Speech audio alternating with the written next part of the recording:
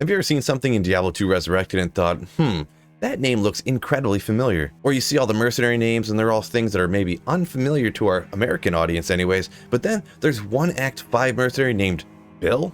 Now the reason sometimes these things look suspicious or familiar is because these locations, these items, and these different characters sometimes are actually named after real life people, places, and things. So that's what I'm going to go over today, a full list here of all the stuff in Diablo 2 that are actually named after stuff in real life. Now I'm going to try to keep moving it quick here because it's actually a pretty long list. If any of this stuff is interesting to you, make sure you hit the like button, and if you haven't already, make sure you subscribe up. Actually, 70% of the people that watch my videos nowadays have not subscribed to the channel. Probably just a minor oversight, I'm sure. So let's go ahead and smack that subscribe button and let's get after it.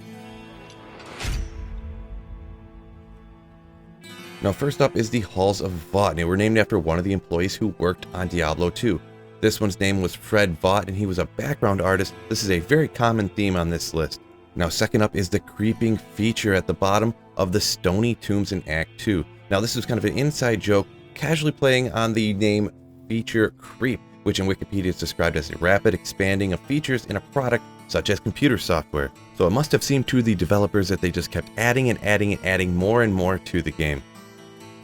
So next up, we're going to take a look at the Act 5 super unique Frozenstein. Now this seems to be a pretty clear reference to a character from the absolutely iconic book Frankenstein, Frankenstein's Monster. Number 4 gives us another character named after one of the people who worked on the game, lead programmer Rick Sace. I wonder if he's such a tough cookie as Lord DeSace. So we will keep the list going here with another character named after somebody who worked on the game, and this is Shank the Overseer. He was actually named after a character artist named Phil Shank. After number 6 here, we're jumping into the items. We're talking about the Alder's Watchtower first. It's a set named after Alder, one of the 7 gods who created the world in David Ending's novel, The Belgariad.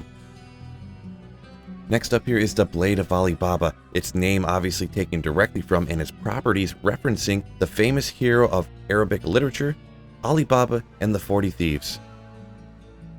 Number 8 here is Verith Keep. I believe the B is silent. It's my best take at the pronunciation. The unique tower shield, and is thought to be a phonic play on the last name of David Brevik, Diablo 2's designer and co-founder of Blizzard North. Next up is Ginther's Riff, and this can get any Diablo 2 fan excited. This unique sword got its name from Gray Ginther, a fan who won a contest to have a Diablo 2 unique item named after him. How about a sweet fill item coming up here sometime in the future? Diablo 4?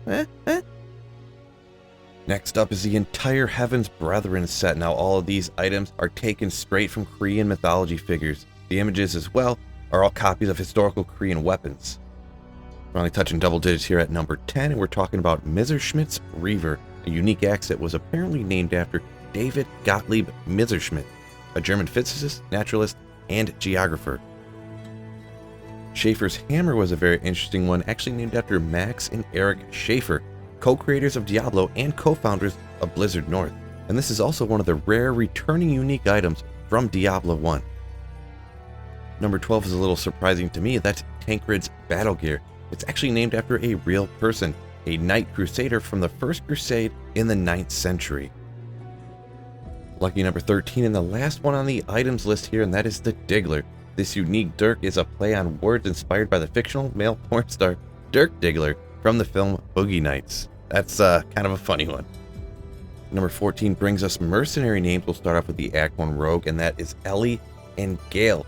They are 2 of 4 staff members for DiabloII.net that actually get their names immortalized in Diablo 2 as mercenaries. 15 now is the Act 1 mercenary Isolde or Isolde, one of the online nicknames for Peter Q, a Diablo 2 lead programmer. 16 is the final Act 1 mercenary named after a real person, and that is DREVO, named for Devo Palinkast, a Diablo 2 programmer and one of the few female Blizzard North employees. Number 17 brings us the only Act 2 mercenary named after someone, and that is Azrael, the online name for the webmaster of Diablo2.com, a popular community site that predates actual Diablo 2. Number 18, moved on to the Act 3 mercenary, and the first one in this list is Flux, one of 4 webmasters for DiabloII.net that was so honored to have their name immortalized into the game. Crazy enough, Flux also had his name immortalized into the game TORCHLIGHT, as he was also a webmaster for a couple different fan sites for that game. Next up is the Act 3 mercenary Geralt. He's actually named after a person who wrote Geralt's Guides, a fan who possessed such legendary knowledge of Diablo 1 that developers of Diablo 2 actually felt that they wanted to immortalize his name into the game. That's pretty amazing. Number 20 is the last Act 3 mercenary, and that is SCORCH, the webmaster of Darkness, the first Diablo 2 monster specialized fan site. It was also hosted by DiabloII.net. Numbers getting pretty long here at number 21, and this one will not surprise you, but an Act 5 mercenary named Bill was named after a real person. This is believed to be a shout out to Bill Roper, Diablo 2's producer and ex-Blizzard PR guru. This one always did crack me up because the name is so much different than all the other names for the mercenaries in this game. Next up is Act 5 mercenary Lanth. Yeah, Lanth. It's spelled real weird, kind of hard to say, but it is the online name for a longtime Diablo fan who used to regularly chat about the game features with Peter Hugh in the DiabloII.net chat rooms. Presumably, that contact got him into the game. I'm going to combine two characters here with the Act 5 mercenaries, Varaya and Khan. They are named after Diablo 1 modders that are best known for making their mod, Varaya and Khan's Middle-earth mod for Diablo 1. Now I'll talk about a couple that were in the game but then were later removed, but they're still hidden in the game files. The first one being the Stieg Stone. Now guilds did not make the final game, but the Stieg Stone was going to be a guild treasury, but the guilds were never finished and later just completely removed from the game. This was named after Stieg Hudland, one of the game's designers. Now at 25 there's a monster hidden in the game code, and that is Resurrected. A little tough one to pronounce because it's not really a word, but this was a monster. It is not found in the game, but it's listed on the official Diablo 2 site on Battle.net, complete with a hideous image. The name comes from longtime Blizzard web developer G. Frazier, just spelled backwards. So at number 26, we're going to talk about a couple of things, a monster and an item, that are possibly named after a person who worked on the project. And that is the Sextons in Act 3 and also the Sexton Trophy. Now, there is a person who worked on the game named Eric Sexton.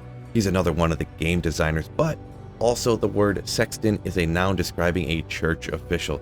So it is possible that they use this word specifically because Eric Sexton worked on the game, and also because it fit with the lore of who these monsters were and what this item was supposed to be. It's really hard to tell, and there's never been an official announcement on it. So yeah, I found all this stuff kind of interesting. If you like the video, make sure you hit the like button and subscribe up if you haven't already. Peace out, and don't forget, keep slaying. Ugh.